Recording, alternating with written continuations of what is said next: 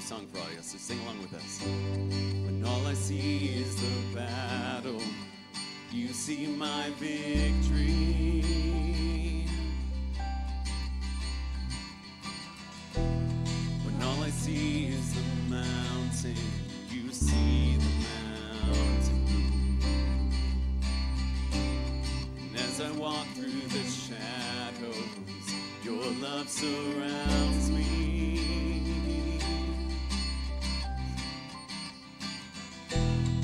There's nothing to fear now, for I am safe. So when I fight, I'll fight on my knees with my hands lifted high. Oh God, the battle belongs to you. Every fear I lay at your feet. I'll sing through the night. Oh God, the battle belongs to you.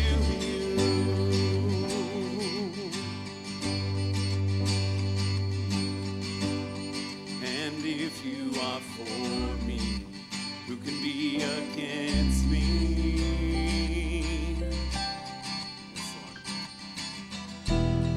For Jesus, there's nothing impossible for you. When all I see are the ashes, you see the beauty.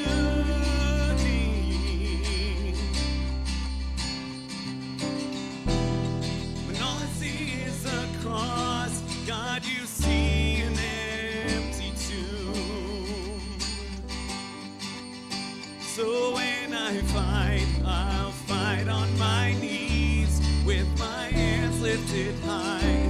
Oh God, the battle belongs to you. Every fear I lay at your feet. I'll sing through the night. Oh God, the battle belongs to you. Sing Almighty Fortress. Almighty fortress, you go before us. Nothing can stand against the power of our God. Shine in the shadows, you win every battle. Nothing can stand against the power of our God. Almighty fortress, you go before us. Nothing can stand against the power of our God. You shine in the shadows, you win every battle. Nothing can stand against the power of our God. So when I fight, I'll fight on my knees with my hands lifted high. Oh God, battle belongs to you. Every fear I lay at your feet. I'll sing through the night. Oh God, battle belongs to you. Oh God, battle belongs to you.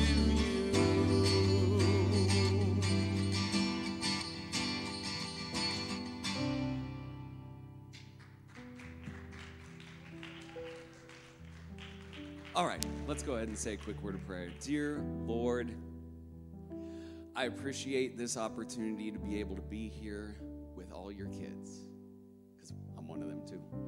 I appreciate the opportunity to be able to raise worship in your name, Lord, that it would glorify you, that it would lift you up, that it would cause you to smile just a little bit more. Lord, I ask that the words that our speaker today ends up speaking, I ask that those words would be right from you and right to each and every one of us, wherever we are in this life right now, Lord.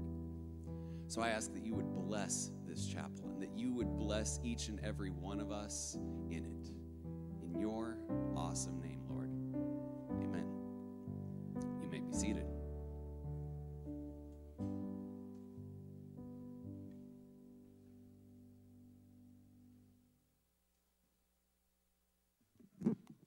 All right, so when I said a little prayer for our speaker, I was saying a little prayer for me. So, you look at it from down there, and, we have to do this every year, but you look at it from down there, and you go, okay, yeah, it's not too bad. It's in a couple of weeks, it's in a few weeks. Okay, it's next week. Okay, it's not that bad. It's all right. And then you start to sort of get into your mind a little bit, and you're like, oh, dude. Okay, I actually do have to talk in front of everybody. And it's not normally a big deal because, I talk to a lot of you at one point or another during the day, and I'm standing up in front of you, and it's not a big deal. But I don't have this microphone in my hand, and there aren't lights shining on me. That'd be kind of weird, have my classroom with a bunch of, lights. That'd be kind of cool, though. But sorry, this is just Mr. Brower's brain doing its thing. So, the title of this little message that I'm going to give you guys is, It Might Not Look Good, but It Ain't Over Yet. So, how many of you are familiar with any of the Avengers movies, Marvel, all that stuff? Anybody? Okay, we got a pretty good amount here. All right, how many of you remember what it looks like at the end of Avengers Infinity War? All right, it was not a pretty situation. If you remember, Thor, he's got Stormbreaker, and he's like, Thanos, and, he throws it, and Thanos says, you should have gone for the head, and, does his little snap and disappears, and then all of a sudden a bunch of our heroes start to disappear. And we've got Vision that's gone. We've got Black Panther, Spider-Man, Doctor Strange, Bucky, Wanda, Star-Lord, Groot, Drax, and half the universe that have vanished from existence. And the movie ends with that. And it looks pretty terrible, doesn't it? Yeah? Everyone's just sitting there. Yes, we can nod our heads. You can. It's okay. Yeah. There we go. Thank you. No head banging over there. None of that. Okay, so it looks terrible at the end of Infinity War because we look at our heroes and everything has just been snatched away from them. They don't see any opportunity for victory. They don't see any way in which they could be successful in their quest to defeat Thanos and to rid the universe of the greatest threat that they had faced at this point. It looks pretty terrible. Last week, we talked a little bit about the mind of Christ, or a lot bit about the mind of Christ, right? Okay, so a lot of our speakers, we were talking about stress and worry. If we look at some of the things that Mr. Rowe was talking about, he was talking about stress and worry, and all the things that he was dealing with from junior high school, all the way through to now, how he has all these companies that he's working with, and there's always that stress and worry that's in the back of his mind.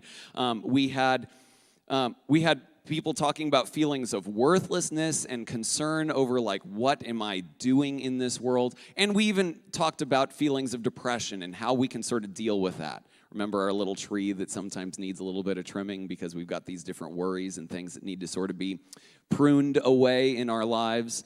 But all of these people we'll talk about coming up right now. Let me see what my time is. All right, I have 11 minutes. All right, so I'm giving you guys the short version as best as I can. So all the people that we're going to talk about had some or all of these concerns in their own walks and experiences. And so we're going to look at two groups of people. So it's really four people that we're looking at here, but it's two groups of people. The first one comes from the Old Testament, and this is Abraham. So we're going to go to Genesis 22, verses 1 through 3. Now, it came to pass after these things that God tested Abraham and said to him, Abraham, and he said, here I am. Then he, God, said, take now your son, your only son Isaac, whom you love, and go to the land of Moriah and offer him there as a burnt offering on one of the mountains of which I shall tell you. So Abraham rose early in the morning, saddled the donkey, took two of the young men with him and Isaac his son, and he split the wood for the burnt offering and arose and went to the place of which God had told him. Now, Abraham here. Abraham, we look at all the things that he did and all the times that God spoke to him, and God did speak to Abraham an awful lot. But Abraham hears this voice from God saying, hey, you need to go do these things, and he's like, I can only imagine what it would be like. God had promised him, I am going to make you the father of many nations. How many kids did Abraham have? He had 2. One of them got sent off into the desert with his mom because Abraham and Sarah made some bad decisions, and they didn't handle it the right way. And actually, God chose to bless them, too, with the same promise that he gave Abraham. But Abraham had 2 kids, one of which was no longer in his life, so he's got Isaac. And God had told him, I will make you the father of many nations. And then God says, I want you to go up to the mountains, to the place that I show you, and I want you to sacrifice your one son for me. I'm sorry, I'd be going, didn't you promise me something? Like, how am I going to be the father of many nations if I don't have any kids?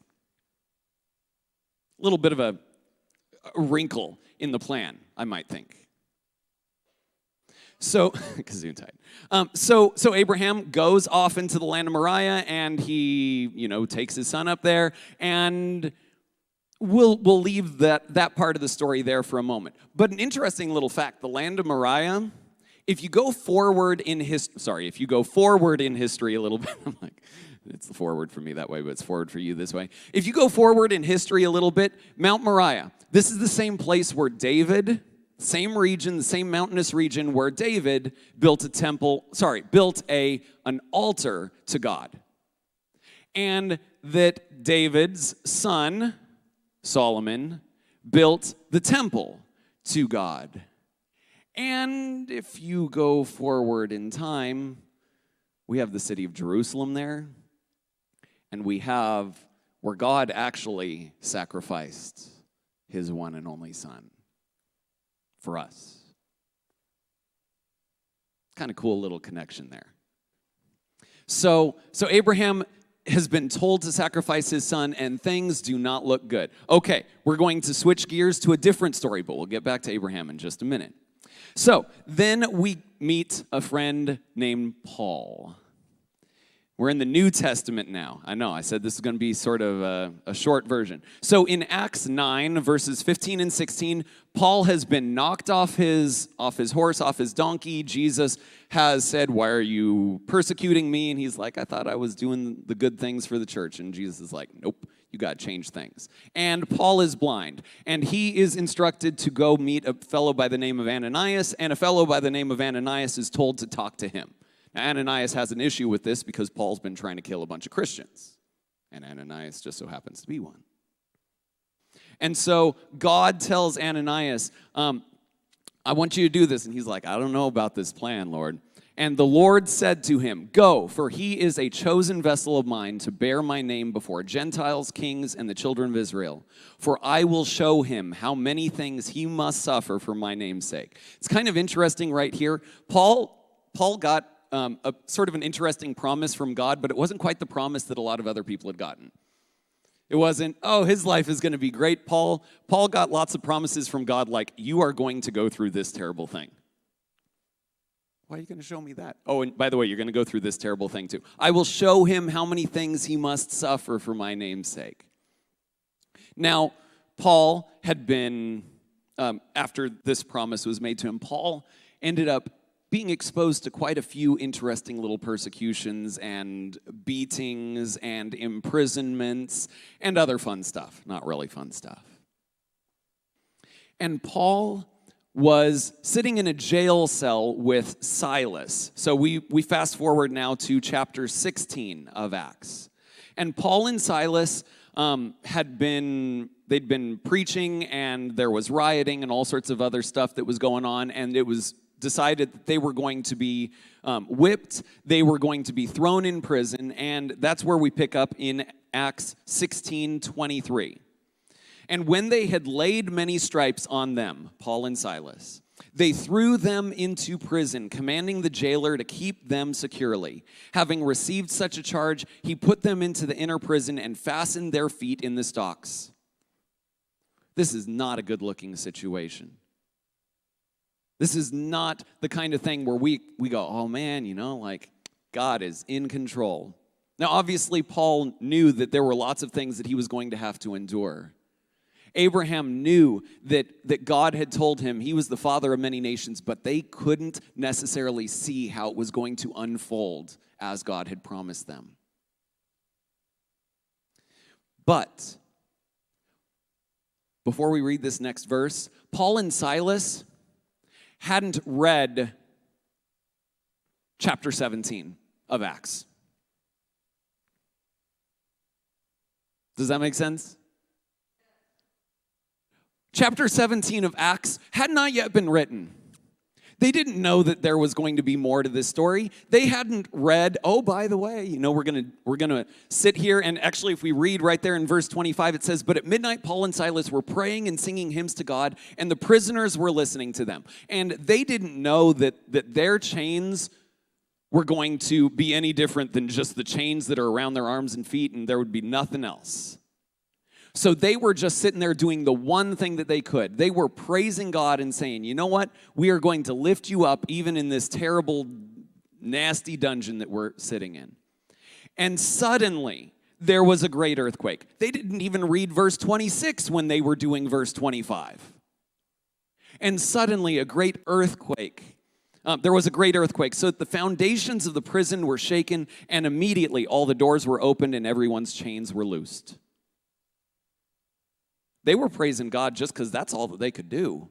They didn't know that God was going to rock that prison and break them out. They didn't know that there would be many other times down the line that they would be beaten, stoned, whipped, just someone comes along and just sort of punches them in the face, and then they get thrown into prison. They're like, look, we didn't even do anything, and they get thrown in prison again, and that eventually that they would be treated unfairly, and Paul would ultimately be losing his life. He didn't think that was going to sort of be the case. I mean, he knew a lot of the tribulations he was going to go through. But they were just praising God because that was what they could do. You go back and you look at the story of Abraham. Abraham, when he was there in chapter 22, when he had been told to offer Isaac to God as a burnt offering. A burnt offering, that means you burn it till there is ash. Not like, oh, Isaac's coming back from this one. Walk it off, kid, walk it off. He hadn't read chapter 23 to start to see what would be going on in Isaac's life, that he would get married, and then there would be kids, and there would be grandkids, and then we'd see this massive number of people that come from the line of Abraham. All he knew was that he was going to be sacrificing his son. And then he gets up there, and what happens? He gets up there to the mountain. He has everything prepared. He is getting ready to sacrifice his son, and what happens? An angel shows up, and the angel says what? Stop. You don't need to do that. The Lord appreciates that you were willing to follow through with your faith, that you were willing to trust him, even though you didn't understand what was going on. Oh yeah, and by the way, there's a ram over there in the bushes. You might want to use that as the burnt sacrifice instead. The Lord's provided it, Let the boy go. All right, cuts him loose, gets the ram. There was still a burnt offering that took place there, but it wasn't the one that he thought it was. Things didn't unfold the way he thought they would unfold. You look at the end of Avengers Infinity War, and we think that there is no way that we can recover. We think there is no way that it could get better from here. You look at the story of Abraham, you look at the story of Paul, and if you stop right there in those verses that we read, you think that this is the end. This is it. This is done. But God still has a way of coming through. What do you guys say? Like, He came in the clutch or something like that. How's that go? Is that right? Did I use that phrase correctly? Okay. Hey, I'm 35, so I'm like over that youth hump. I'm sorry. I am. But they didn't know at the time what God was going to be doing in them and through them and in that situation. As much as it is easy for us to get, and I need to wrap this up. As much as it is easy for us to look at the situation that we are currently in, to be standing there and going, Lord, how are you going to do anything in this? And we, by staring at that, get stuck in depression. We start worrying. We start to have this massive amount of stress, and we think that it is unrecoverable at that point. But we've got to understand that God has got us. We've got to understand that even when we aren't able to see it with our eyes, when we aren't able to see it in the timeline that we've set out for ourselves, that God has got us. That our worries are real. And they're right there in our face. But we've got to remember that God is going to come through.